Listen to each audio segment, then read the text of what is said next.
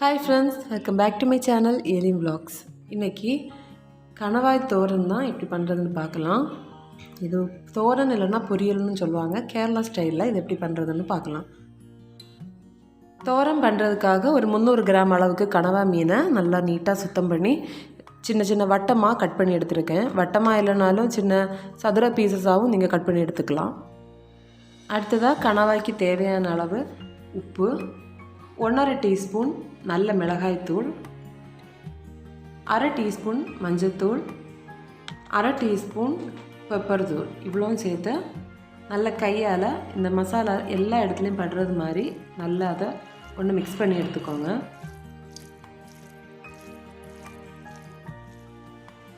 இப்போ இது ஒரு 15 நிமிஷம் ஒரு மூடி போட்டு மூடி ஒரு சைடில் ஒதுக்கி வச்சுருங்க. இந்த நேரம் கணவாய் மீனுக்கு தேவையான வெங்காயம் மற்ற மசாலா எல்லாமே நம்ம ரெடி பண்ணி எடுத்துடலாம். அதுக்காக ஒரு மிக்ஸி ஜாரில் 1 கப் அளவுக்கு தேங்காய் எடுக்கிறேன்.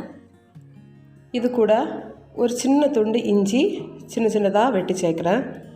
ஒரு 7-8 பல் பூண்டு, ஒரு 10-15 சின்ன வெங்காயம், ஒரு 2-3 இலை கறிவேப்பிலை, 1/2 டீஸ்பூன் சோம்பு, இவ்வளோத்தையும் சேர்த்து பல்ஸ் மோடில் மிக்சியில் போட்டு கொஞ்சம் சதைச்சி எடுத்துகிட்டு வரலாம்.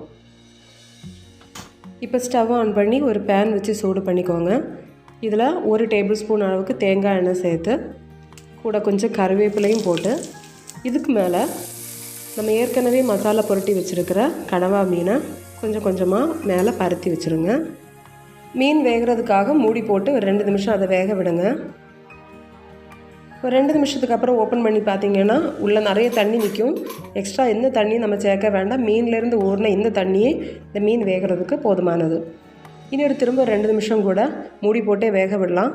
மீன் வெந்ததுக்கப்புறம் நம்ம மூடி போட வேண்டாம். திறந்து வச்சே அந்த தண்ணியெல்லாம் வற்றுற வரைக்கும் அதை வேக விடுங்க.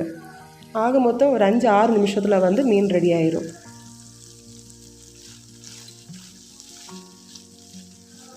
இப்போ இதை தீயிலேருந்து எடுத்து மாற்றி வைக்கிறேன்.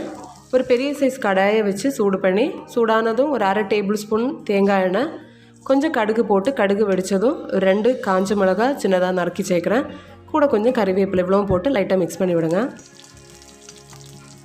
இது கூட ஏற்கனவே மிக்சியில் சதைச்சி வச்சுருக்கிற அந்த தேங்காயை சேர்த்து ஒரு வாட்டி மிக்ஸ் பண்ணி விடுங்க.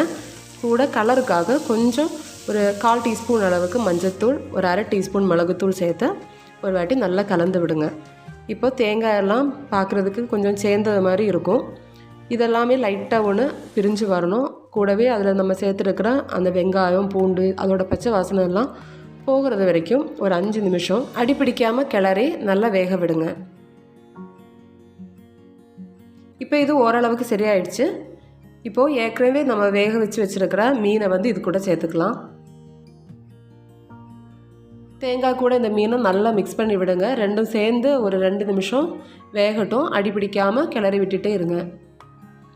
இதில் எக்ஸ்ட்ரா தண்ணி நிற்கிற மாதிரி தோணுச்சுன்னா தீயை ஒரு மீடியம் ஃப்ளேமில் வச்சு அடிப்பிடிக்காமல் கிளறி விட்டுட்டே இருங்க.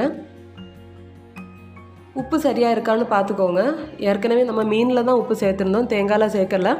அதனால் இப்போது சரியாக இருக்கான்னு பார்த்து தேவையான அளவுக்கு உப்பு சேர்த்துக்கோங்க. கணவாய் தோரன் ஓரளவு ரெடியாகி வந்ததும் ஒரு 1/2 டீஸ்பூன் கரம் மசாலா, ஒரு 1/2 டீஸ்பூன் பெப்பர் தூள் இவ்வளோவும் சேர்த்து நல்லா ஒரு வாட்டி கலந்து விட்டு நம்ம ஸ்டவ் ஆஃப் பண்ணிடலாம். சோறு கூட இந்த கணவாய் தோரனும் கொஞ்சம் ரசமும் வச்சு சேர்த்து சாப்பிட்டிங்கன்னா ஒரு பிளேட்டு சோறு எப்போ காலி ஆகுதுன்னே தெரியாது. அந்த அளவுக்கு டேஸ்டியான ரெசிபி இது. கண்டிப்பாக எல்லோரும் உங்கள் வீட்டில் ஒரு வாட்டி வச்சு ட்ரை பண்ணி பாருங்கள். எப்படி வந்துங்கிறத எனக்கு கமெண்ட் செக்ஷனில் சொல்லுங்கள். உங்களுக்கு இந்த வீடியோ பிடிச்சிருந்ததுன்னா லைக் பண்ணி எங்கள் சேனலை சப்ஸ்கிரைப் பண்ணிக்கோங்க. இன்னொரு வீடியோவில் உங்களை சந்திக்கிறேன். Till that bye, take care.